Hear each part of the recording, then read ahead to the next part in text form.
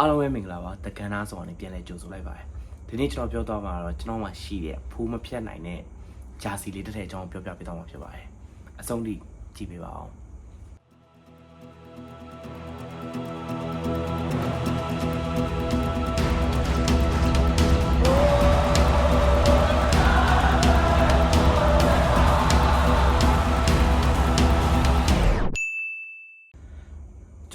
ကျွန်တော်စင်ကာပူသူတို့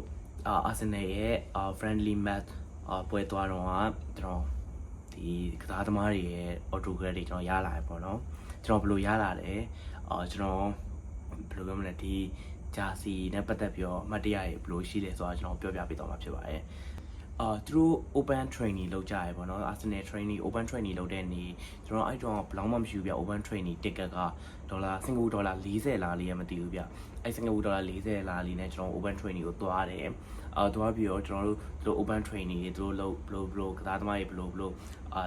စားမယ်အဲ့လိုမျိုးတွေ training လုပ်နေအောင်ကျွန်တော်တို့ကြီးခဲ့ရတယ်ကျွန်တော်အဲ့တော့ကျွန်တော်တချင်တွေအများကြီးလဲစုခဲ့ရတယ်ကျွန်တော် Arsenal ပတ်သက်ပြီးတချင်တွေပေါ့ဗျာတည်မှာကျွန်တော်ချန်တွေအများကြီးစုခဲ့ရပါပေါ့အဲ့စုခဲ့ရပြီးပြင်ကျွန်တော်တို့အဲ့လို open training ပြီးသွားတဲ့အခါမှာကစားသမားတွေကအချို့ကစားသမားတွေကြောင့်လည်းနည်းနည်းပင်မန်းလို့လားတည်တာမဟုတ်သူတို့အချို့ဒီမှာ contract လေးရှိရဲ့အတွက်ကြောင့်သူတို့sign ထိုးပေးလို့မရတဲ့ဟာမျိုးတွေဆိုရင်သူတို့ကတမ်းပြောပြန်သွားတယ်အချို့ဟာကြောင့်အကုန်ထိုးပေးဒါပေမဲ့ကျွန်တော် Arsenal ကစားသမားတွေအဲ့လိုမရှိပေမဲ့ကျွန်တော် Arsenal ကစားသမားတော်တော်များများကျွန်တော်ထိုးပေးရတင်တာပဲဒါကတော့ကျွန်တော်ရလာတယ်ကျွန်တော်ရဲ့ official chassis ပေါ်မှာရလာတယ်ကျွန်တော်ရဲ့လက်မှတ်တွေပေါ့ဗျာ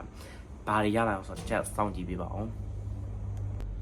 ကျွန်တော်ကအမှန်တကယ်ဆိုစာကာဂျာစီပေါ်မှာဆိုကျွန်တော်စာကာကိုတော့တော်ရချင်ကြဒါပေမဲ့စာကာရတော့ရလိုက်တယ်ဒါပေမဲ့ကျွန်တော်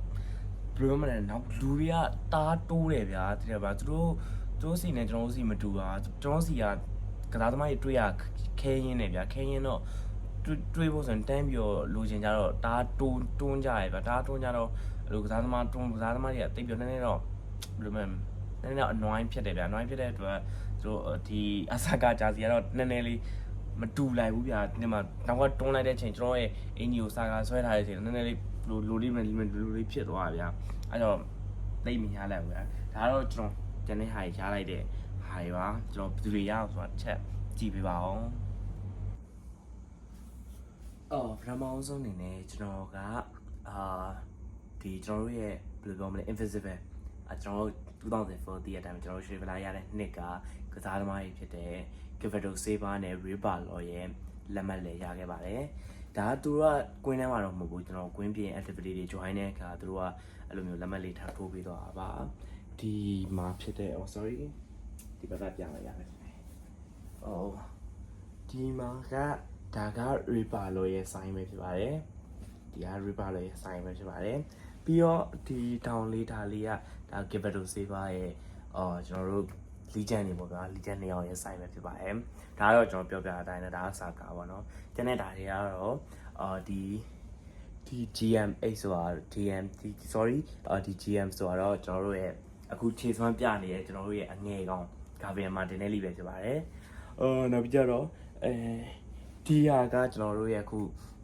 ပိုတိုရောက်သွားပြီဖြစ်တဲ့သူရောသူရဲ့လက်မှတ်နဲ့နံပါတ်15 15ပေါ့နော်အဲ15ကိုထိုးထားဖြစ်ပါတယ်